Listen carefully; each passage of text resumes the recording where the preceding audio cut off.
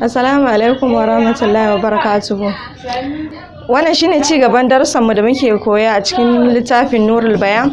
A wancan sati da ya gabata mun tsaya a shinun. Ma'ana Hausan dai al-huruful mutashabiha kitabatan harufofin da suke zuwa a cikin rubutu a tare, ma'ana suke zuwa wancan dai satin da ya kamar yadda in ba ku manta ba mun tsaya a shinun. Yanzu na kuma za mu fara da fa'un.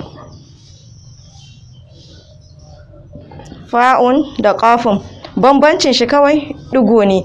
Fa'un yana da ɗigo ɗaya, shi kuma ƙafun yana da ɗigo guda biyu. Da lamun da kefun gashin da suke zuwa kamar yadda suke zuwa a ƙarshe duk kusan suna kamanceceniya da juna.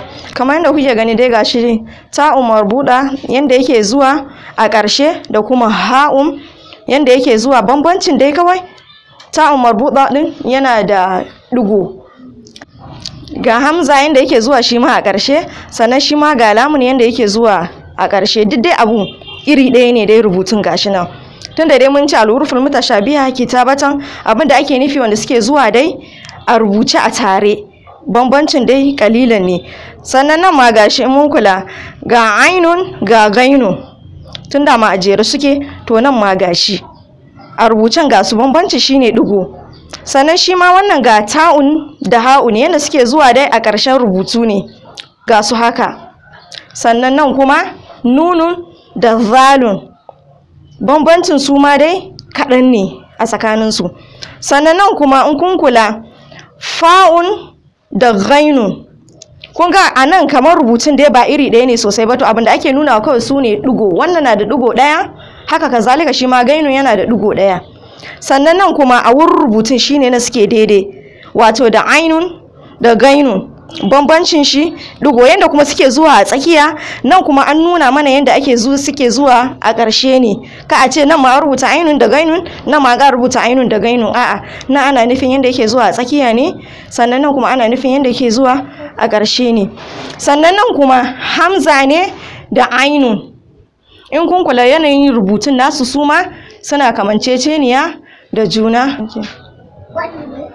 Darasin da za mu shiga yanzu kamar yadda kuke gani al-huruful mutashabiha nutqan, harufofi wanda suke zuwa a faɗe.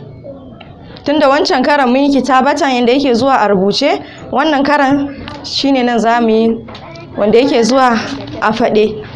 Misali ga su: حملت القلم وكتبت به رقما رقما بسم الله رفعت العلم بسم الله حملت القيم بسم الله.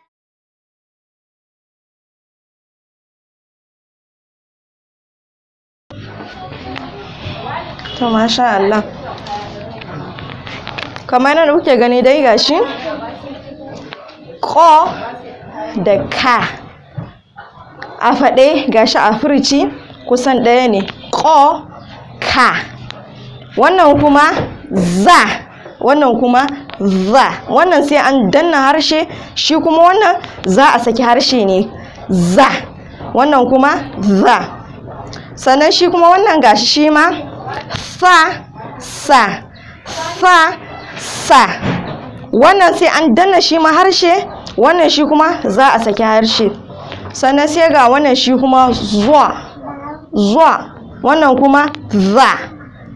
A dai rubutu a dai faɗan dai gashi kamanceceniya suke da juna. Sannan ga wannan ta, wannan kuma da, ta da. Sannan shi kuma wannan gashi ba da, ba da. To insha Allah a sati na gaba za mu ƙarisa insha Allah.